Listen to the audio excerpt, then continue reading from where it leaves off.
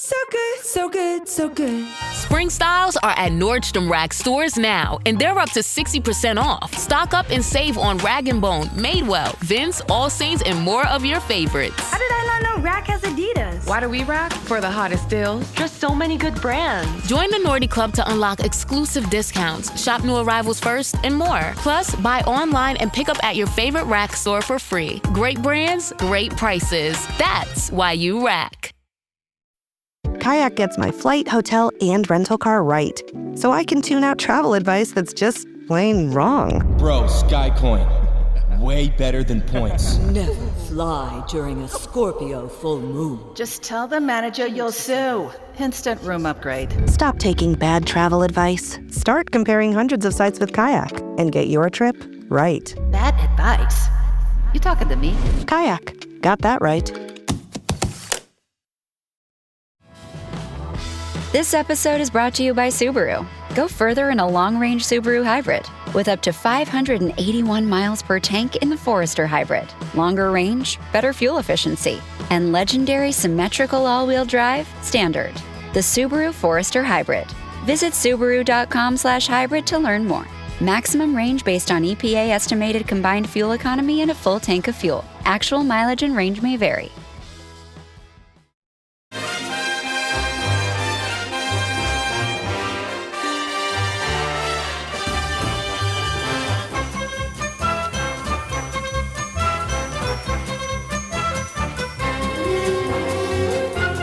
Hello everyone, I'm Chris Wynn and welcome to How the Podcast. And you join us just minutes after Sunderland have been beaten 5-0 by Nottingham Forest at the Stadium of Light.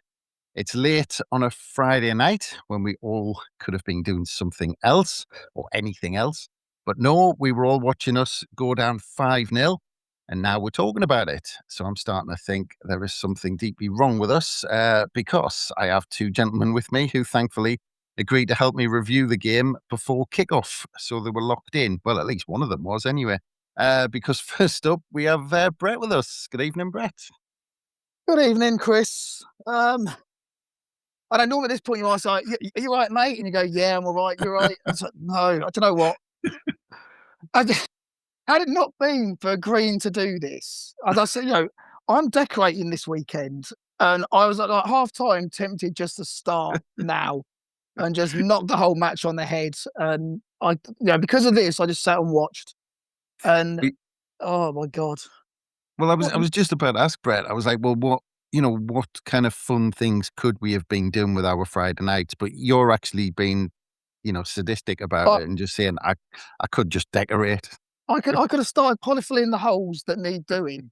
And the worst part is I've sat here and just had text upon text from West Ham and Spurs fans calling me, I know far too many Cockneys. And the amount of dog's abuse I'm getting because of tonight's performance is ridiculous. So if this ends in like an AFC TV style rant, it's totally worth it. Because I am at the stage, I often say if I don't laugh, I'll cry because it was just crap tonight. Yeah. And we might have a few rants because also joining us is Martin Wonders. Hello, Martin. Hello, mate. Yeah. I loved, if you listened back to your intro, you sighed after you said your name. You said, hello, I'm Chris Wynn. I didn't even notice. And I think that sums it up, doesn't it? Well, I mean, I'm just, it's Friday night. I mean, shouldn't be talking about this sort of stuff on a Friday night. I mean, I'm not that much of a fan of Friday night football to start with, Martin, but bloody hell, when it ends up like this, I mean, we've got the rest of the weekend to mull over this. Part of me is thankful we weren't recording at halftime because I was absolutely furious at halftime. And it got to when the injury time went up, and I'd kind of come to terms with it. And then you've got Mag putting the fifth one away in injury time, which makes it, it's the biggest ever defeat at the Stadium of Light. And, where do you start?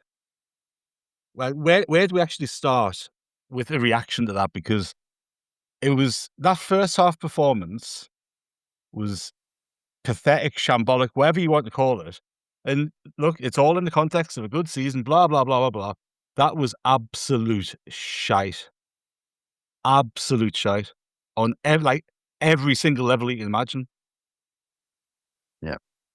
Like- we're gonna get into the whys and the hows and all of that sort of stuff. But just sticking with you for a second, Martin, because you did the starting 11 on the website, and we're going back before kickoff, and you called it what Lebris would do on your article, and it wasn't like he left players out or left players on the bench or anything like that. It the starting 11 seemed fairly sensible, didn't it? Well, it's like the stopped clock, isn't it? Occasionally I get it right, and that was. But I think I think it was a fairly obvious one. To pick Ballard was always going to come back in. I thought Ronaldo had a shocker, and Trey Hume looked pretty good when he came off the bench against Aston Villa. But you know what? It wasn't about individual players. It wasn't about who played, and maybe somebody else should have played on the right wing, or somebody else should have played instead of Diarra. It was about collective attitude and discipline, and we weren't there. And look, we know that there's been a few players down with a bug. A few players sort of pulled themselves through against Villa. Maybe there's something in that. I don't know, but we just weren't there mentally in that first half. We fell for the same set piece trick twice, if not three times. We gave up on situations where we should be diving in.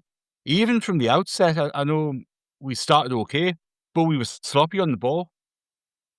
There was a couple of times where Siddiqui had the ball. His passing wasn't sharp. He wasn't looking lively. And that's not to pick him out particularly, but there was a number of players. Trey Hume got the ball a couple of times and was sloppy with his passing. And we just started off completely wrong. And, it's a really bizarre game, because at half-time they were 4-0 up. And I know we bagged out XG, and you love XG, Chris. But I think at half-time, Forest were 4-0 up with an XG of 0.61, which is bizarre. The whole thing was just bizarre. They had, 4 shots on goal, scored 4 goals in the first half. But we were awful. And I think it was, well, I don't know what I think it was. I just think it was awful. Well, I mean, what Martin's talking about, Brett, it started like in the second minute because Roofs had the ball, and then he pondered over it, then played it into Siddiqui, who pondered over it. I mean, this is just 2 minutes out, and then we gave the ball away, and Alderete ended up having to make 2 blocks, and it ended up going for Forest's first corner just in the second minute. But that one incident after 2 minutes set the tone, didn't it? Martin said the word there that I actually wrote down more than any other word. Like for my notes, I've only got up to about 37 minutes and I stopped writing because I'd had enough. But same word, sloppy, shows up so many times. And I'll be honest, I was quite worried that was to become my new catchphrase ahead of if you don't shoot, you don't score, because that's all I can say about that first half of performance. Every single time, we had a game early in the season where we played Burnley, and we won 3-0, and I actually thought we were quite sloppy in that game, but we got away with it because Burnley were crap, and then we took our chances. But today we had a team that was just on us from the start, and you can't keep making these silly little mistakes. Playing out from the back the way we do sometimes. Roof like hesitant. He sort of does it on purpose, but they were just on him. It was so frustrating to watch. We were, the architects of our own downfall today, because, no one was on it. No one was on it whatsoever from the start. And as you say, that moment in the second minute almost set the stall out for the rest of the first half. Yeah. Yeah. Well, talking about big moments, after that kind of sloppy moment in the second minute with Siddiqui and Roofs, and then them having a corner, there was about 10 minutes, Martin, where we pinned Forest in. And within that, it was in the 7th minute when Alderete kind of brought the ball out, played the ball into Lafay, and Lafay slid it wide to Chris Rigg. And Chris Rigg, with his left foot, had a bit of a tame shot straight at the goalkeeper. But in past games, these are the big moments we've been getting right. We might have been getting 1 or 2 chances, but in another reality somewhere, this sets us on our way, doesn't it? Well, it does to some extent, right? But we've also not taken lots of chances. It's been very rare that we've had a good lead at half time, isn't it? We've normally kind of come on strong in the second half, and often we've conceded the first goal in a number of games, and we've clawed points back. But I talked in the pod that we did after the Villa game. Oh, was it in midweek? Anyway, it was a Q&A that we did, wasn't it? And I said I thought the result against Villa masked what was actually a poor performance in large spells. And it's weird, isn't it? Because, after the Newcastle game, you kind of go, how are these players going to react to this last spell of the season? They're having 3 weeks off. Are we going to see a really strong, determined run into the end of the season? Or they're going to, think the job's done, or they're going to be looking to not get injured for the World Cup, all that sort of stuff. In the Spurs game after that one, I thought, brilliant. We're showing real determination to get this European place. We're going to finish the season strongly. And I thought, now in hindsight, is that just because Spurs were absolutely dire? Because the Villa game, I thought we were really sloppy. And you would take away the goals that we scored, which were a consequence of Villa being sloppy. Villa game, we were all over the place for large spells, and people go, that's because Luke O'Nine's playing at the back. Get Ballard back in, that'll shore it up. And Ballard came back in. Ronaldo, who also had a poor game on Sunday, came out the side, and Trey Hume came back in. And we were probably worse. And it was just getting really, really sloppy. So the rigged chance, it was a good chance. We created it nicely. We might have already conceded a goal by that point, but that sort of thing doesn't normally put us off our stride. We're normally resilient. We've got resolve. We take the game by the scruff of the neck, and we use that as motivation.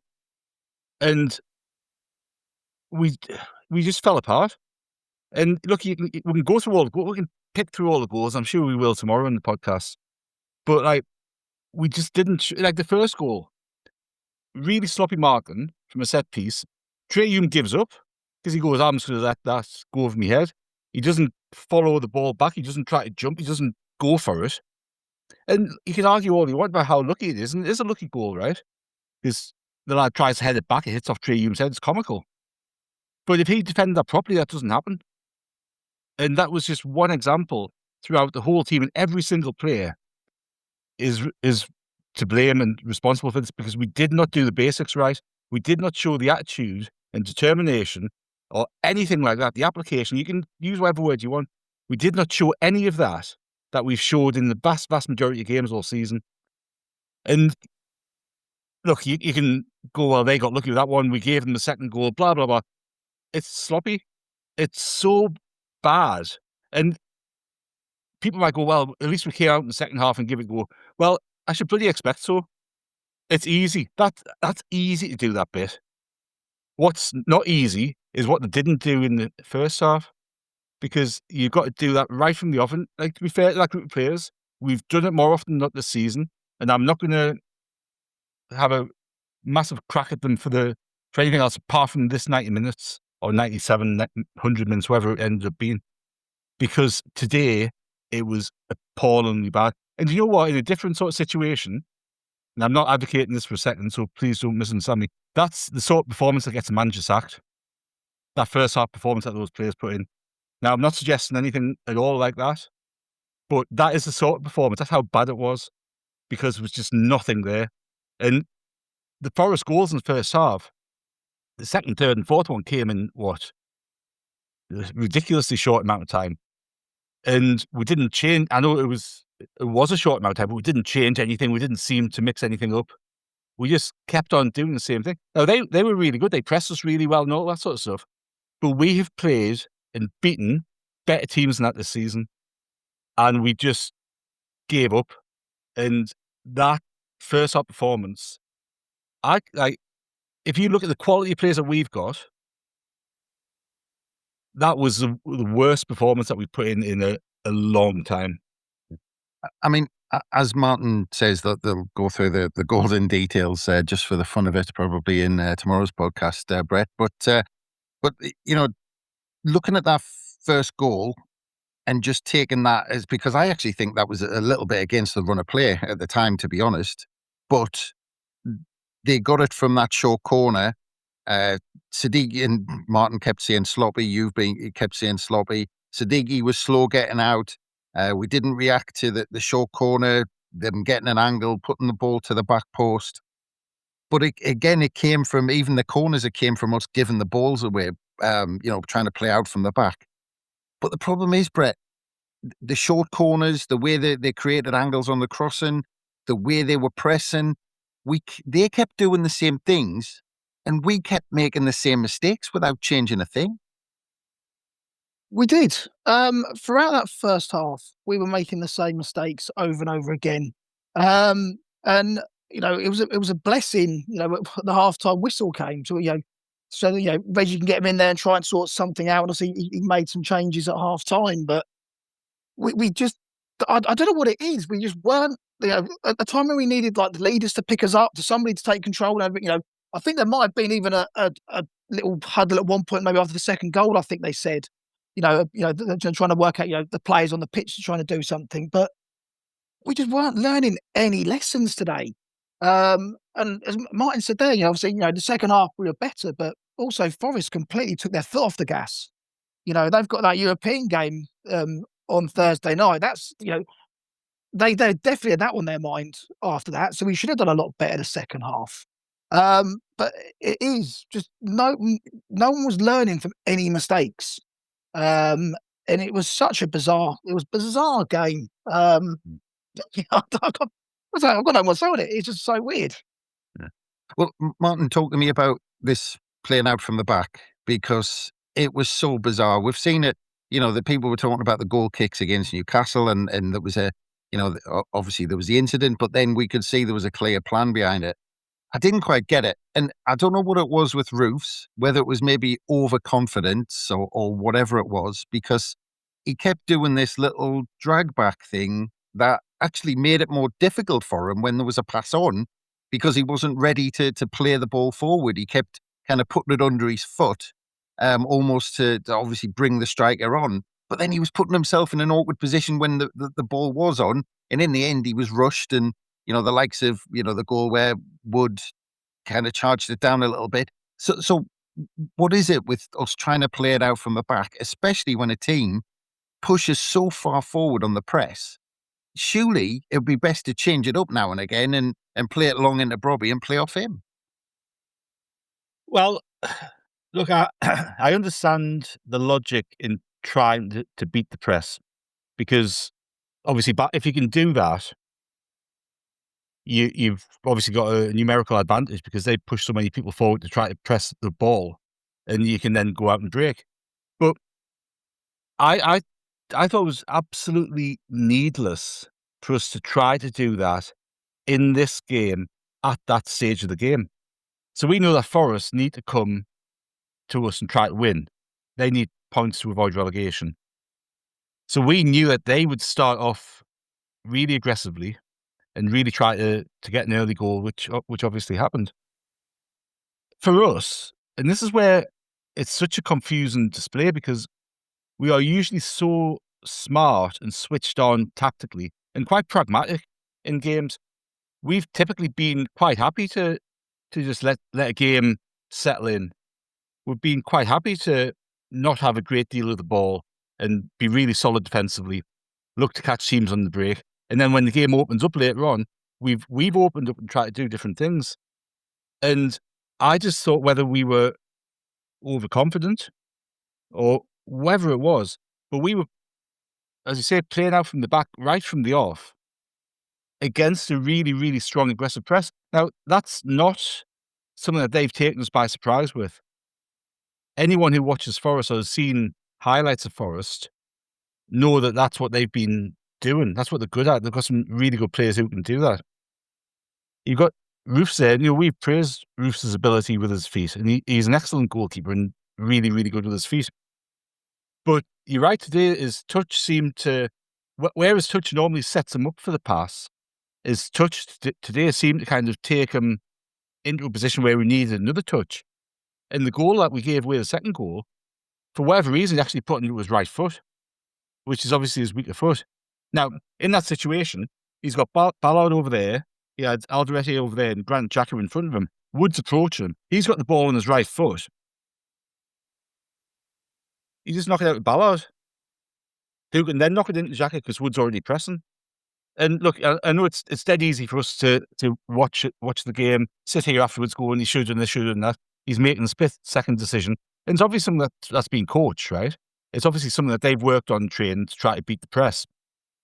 But we showed already, you mentioned the Siddiqui one that we conceded a corner from, that we weren't quite on it. We were a bit slow. We were a bit ponderous. We weren't sharp in that passing to get out.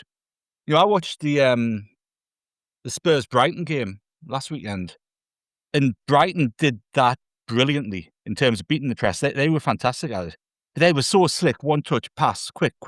We're quite ponderous at it. We take 2 touches for every stage of that playing out, more often than not. And we just looked as if we were going to get caught out. So we'd already been caught out before we conceded that goal. We'd already been caught out trying to play out from the back. So the sensible thing to do, surely, is going, let's just have 20 minutes where we're not taking any risks. We'll make sure we don't concede a second, and then we earn the right to get back into this game. And I just thought we were, who knows what the right word for it is. I just thought it was cocky, overconfident.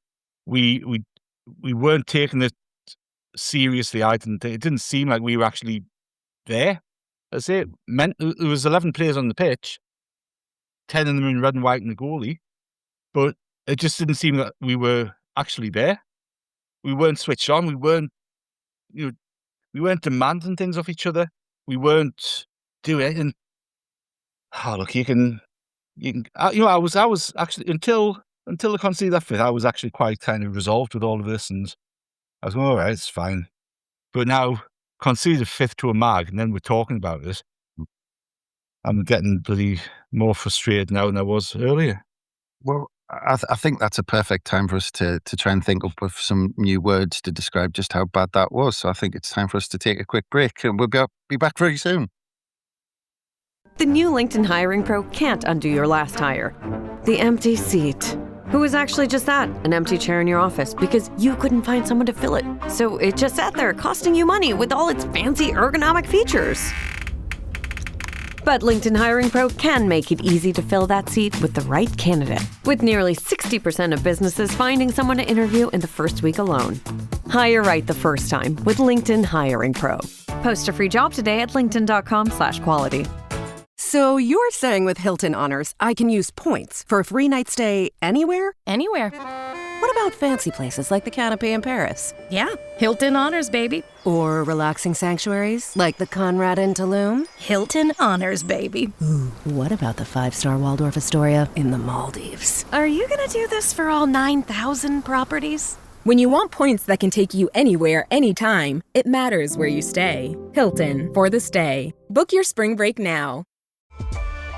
Kraft Mac and Cheese is better than 90s hip-hop. We'll remind you of your childhood without making you feel incredibly old.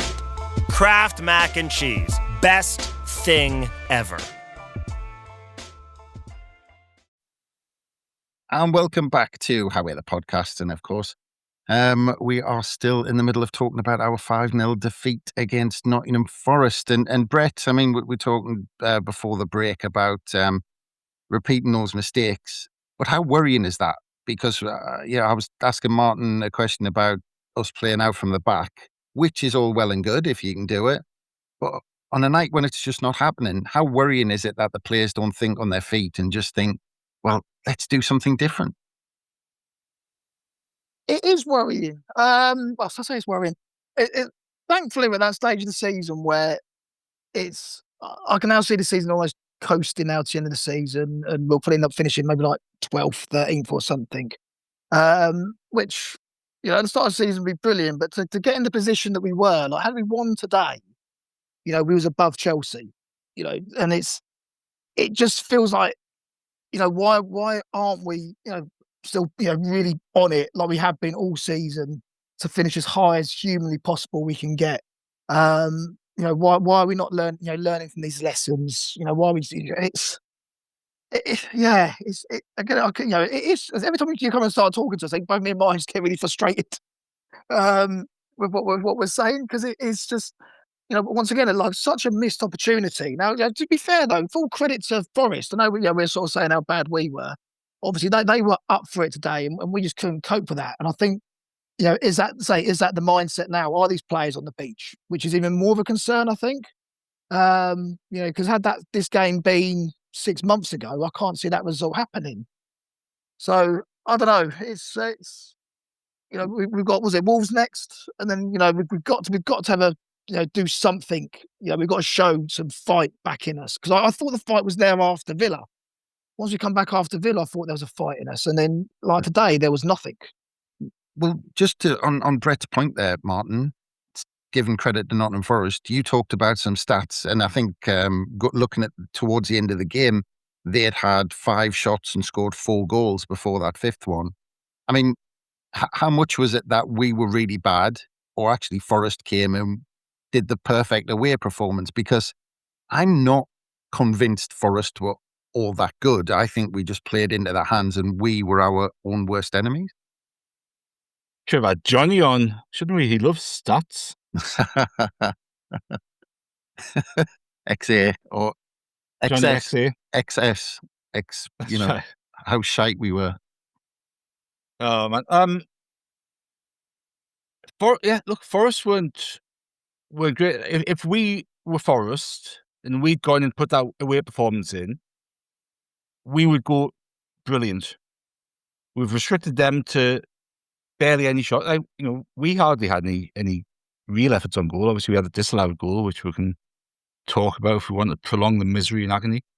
But they weren't great. We had far more possession than them.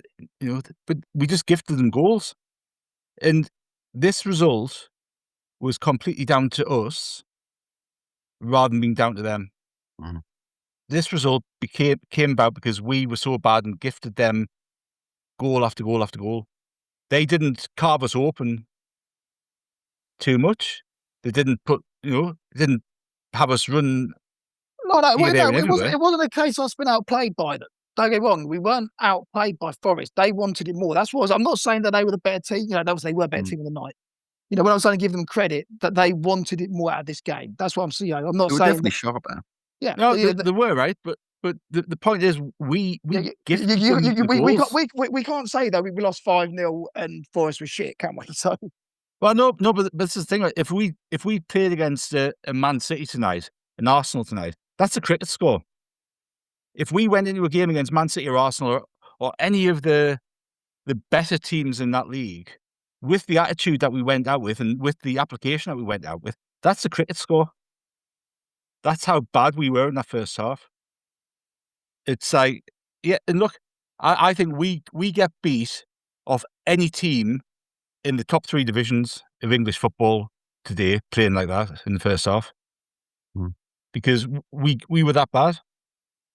Just a couple of quick points on a few incidents. I saw with you, Brett. End of the second half, there was a penalty shout. Xhaka got shoved over in the box, and it reminded me of the Lafay incident at Bournemouth.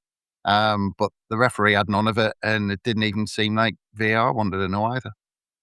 No, and I don't think they even showed a replay of it, if I remember rightly. It looked. My first reaction was naturally it's a penalty. But it may have been soft. Be fair, I would have preferred to have seen it again to give any kind of proper response to that question. Being a Sunderland fan, desperate to get back into that game, I'm going to say it's a penalty all day long. So, well, just quickly, Brett, actually, because I actually thought if we'd got one towards the end of the second half, then we were in with a chance. Sorry, just before half time, then we were in with a chance of pulling it back in the second half. Oh, massively. Even when we're jumping forward, when Ballard scored at 60 minutes, or being that got disallowed, I'm still thinking, I'm checking Paddy Power, see what the odds are to get a draw. So yeah, but I think that's just that our mindset, isn't it? We pull one back, we're gonna get another three, which was realistically was never ever going to happen. But if you pull one back with half an hour, 40 minutes, 45 minutes, you naturally think, we might get something from this. Yeah. Well, just going off for half time, Martin, there was another incident. Michele and someone in the crowd, or just generally the crowd, because the boos did go up when the half time whistle went. Michele seemed to react to that and didn't like it. Xhaka had to kind of pull him away from saying too much to the crowd or doing too many actions to the crowd. What did you make of all that? Well, I don't think any player who's on that pitch representing Sunderland in the first half could have any justification to be pissed off with the reaction to that performance. I thought, the reality is that was a consequence of him being incredibly pissed off and frustrated with his and the team's performance. And, you can take it out however you want, but the reality is it was shit. And the crowd is quite right to give the players the reaction they gave them at halftime, because it was appalling. Well, you don't like, sorry, but you don't want to see that, right? You don't like to see it. You might be kind of, well, it shows he cares. Well, great. Well, show you care by getting on the bloody ball like he did in the second half. I thought he was pretty good in the second half, but again, it's easy because Forest have gone, right, we've won this game. All we have to do is not concede 4 and we've won this game. And, they completely took the foot off the bloody pedal in the second half. But again, it just shows, he's kind of done that a couple of times, hasn't he? Was it West Ham away where he came off and he was throwing his arms about and stuff like that? And you just go, well, I think that's what you get with Mukiele, isn't he? He's got that passion and kind of plays on the edge. He's got that sort of temperament. But, it does that doesn't help anybody. And, as an experienced pro, you just need to get your head down, get back in the dressing room. And him and Xhaka and other people like that getting around people and getting into people, because, again, collectively, it was... I think he's part of that team. Collectively, they were 4-0 down at home to a team that is down the bottom of the league. Like, you've got to expect a little bit of criticism, don't you? Well, you're not going to applaud them off, are you, at 4-0 down? So... Yeah. Well, I mean, talking about having a reaction, because the commentator did bring up a stat to say that it was the first time we conceded 4 goals in one half of a game since September 2015. But at half-time, Brett, he could have made, tons of substitutions. Nobody would have batted an eyelid, but he decides just to bring off Chris Rigg. Do you think that was slightly harsh? Because he could have made a triple substitution and everyone would have went, yeah, fair enough. Yeah, if anything, I was expecting more. I suppose bringing Ronaldo on is taking off a midfielder for a more defensive player. It's almost, I'm trying to not become a cricket score. That was my first thought on this. We've lost 4-0. We're not going to be realistic. We're not going to get back into this game to get any points. Let's just not damage an already damaged goal difference. Was my exact thoughts thinking, seeing that substitution. Yeah. Well, to me, sorry, Chris, I actually have a slightly different view on that. I thought if he'd made 3 subs, it was literally that bad. He would have made 11 subs if he could have. If you make 3, you're going, this player, and this player are to blame for that performance. The Rigg sub, because he brought a left back on for a midfield player, and we went to a back 5. So justifiably, you can kind of go, well, that substitution was made to enable us to change formation to deal with the Forest threat, because they were playing with 2 up front and we weren't coping with it. So you can look at that and go, well, you're not actually bringing Rigg off because he was playing poorly, because anybody could have come off. We brought Rigg off to enable us to change formation. So actually, I was expecting 3 or 4 subs at half time. And as I say, he could have made 11 if he'd been allowed to. It would have been breaking the rules. But you can kind of justify it like that, and then it's not a reflection on Rigg's performance, because he wasn't any worse than anybody else. But you changed in the formation. And look, we looked a lot better in the second half, but again, it's easy to look a lot better in the second half when you've got a game situation like that. Yeah. Well, we started building up some momentum, Brett, and you've already mentioned that about on the hour mark that we did get a goal back. Didn't seem to be much wrong with it first time through, but then VAR decided to try and look at every single aspect of the goal along the way. The first one was the offside. At first, I actually did think it was offside, I have to admit, and then they found out it was onside, and then they frantically looked for anything else they could look for, and then they saw Michele's foot on the goalkeeper. And I'm kind of on the fence because when I looked at the goalkeeper didn't ask for it, and when you looked at it, the goalkeeper was kind of half in the air anyway.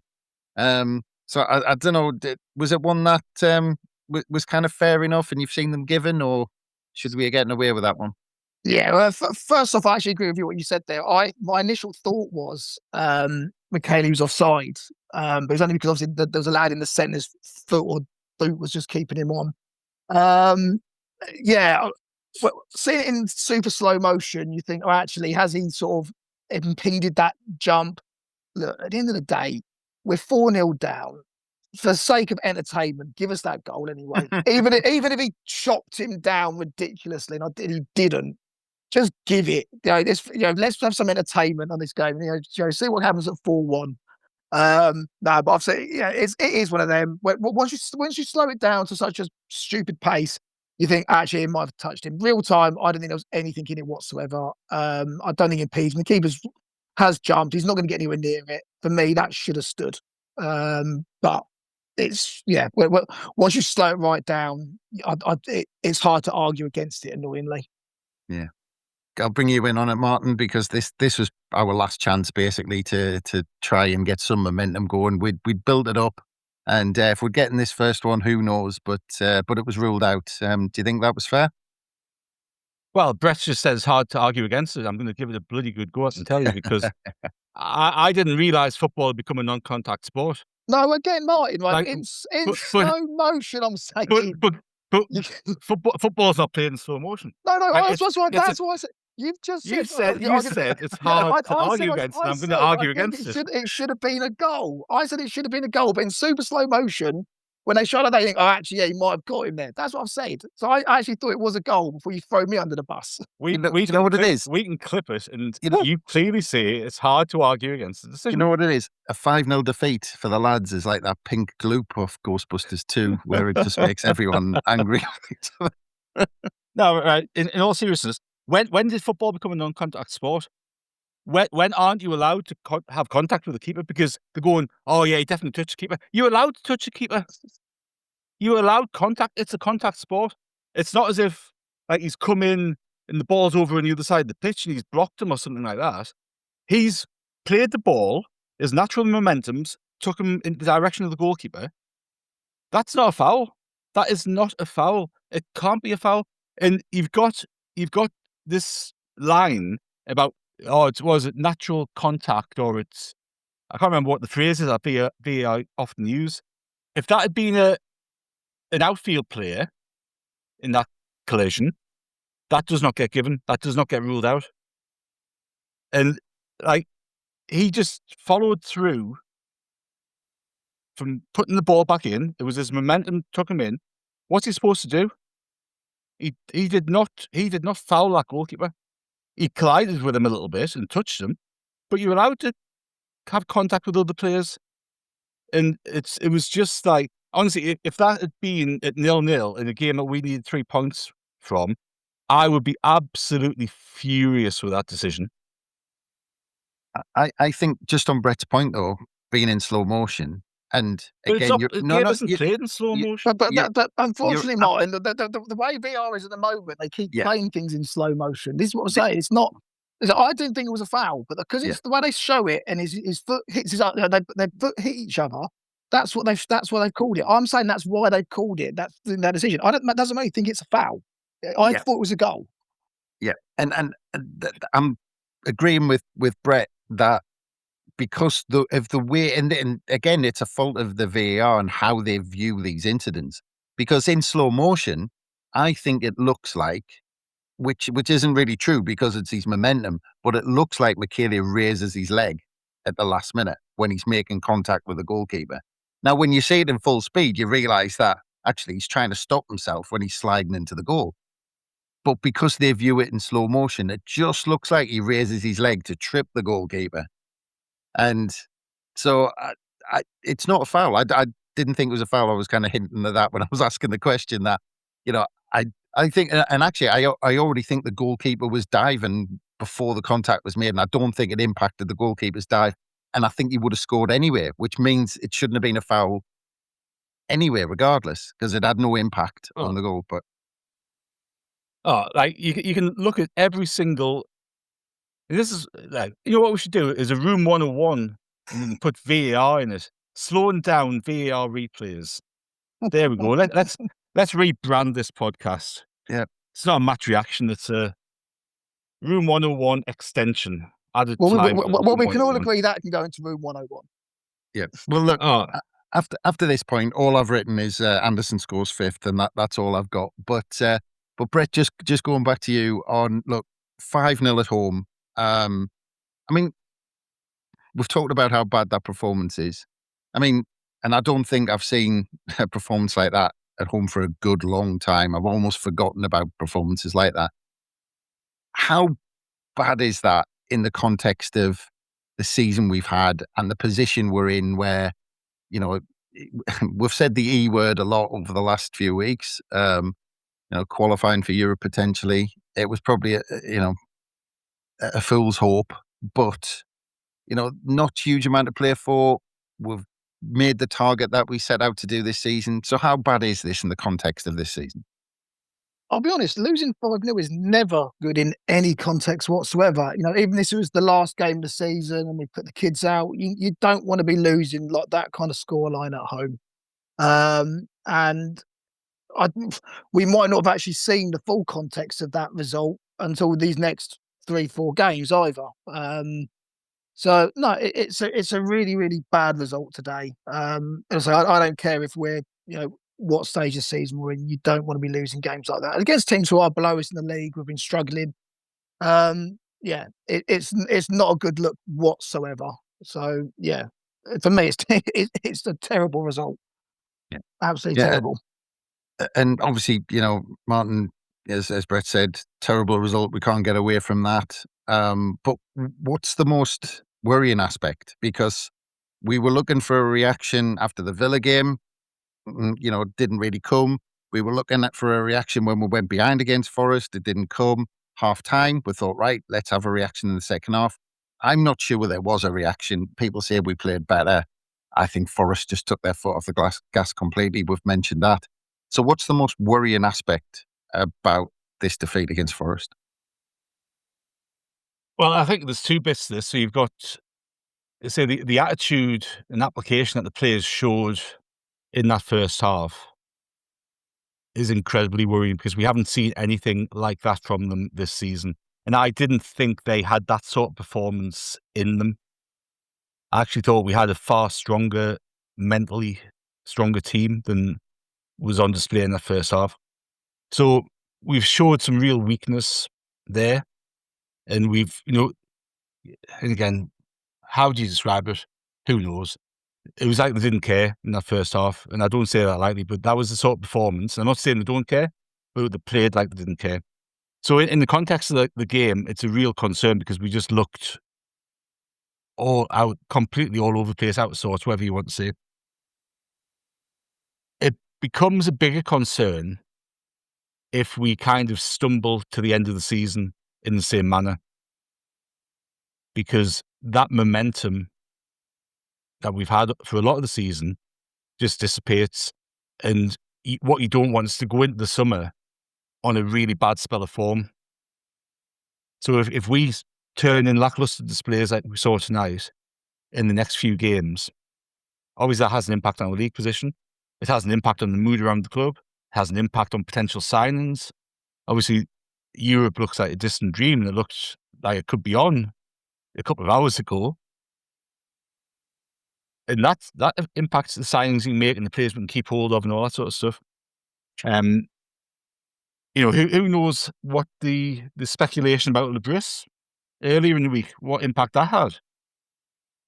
Because that seemed like nonsensical. but it's obviously come from somewhere. So how's that impacted things? How's that going to impact things over the next few weeks? So I think in isolation, it's a real concern. But, as the Briss often says, you have to learn from these experiences, right? We have to, as a collective group, we have to learn from this. If we come out next weekend looking really sharp, really good, we win 3-0, and we continue that form on to the end of the season, then this is just a minor blip in a really good season. If this continues and we put in a lethargic performance against Wolves next time out and we kind of stumble to the finishing line and, we concede a few more goals. Like we conceded, 36 goals all season before Villa. Right? Absolutely ridiculous to concede 9 goals in 2 games like that for us. So something's not right. Something's gone completely wrong in the last 2 games.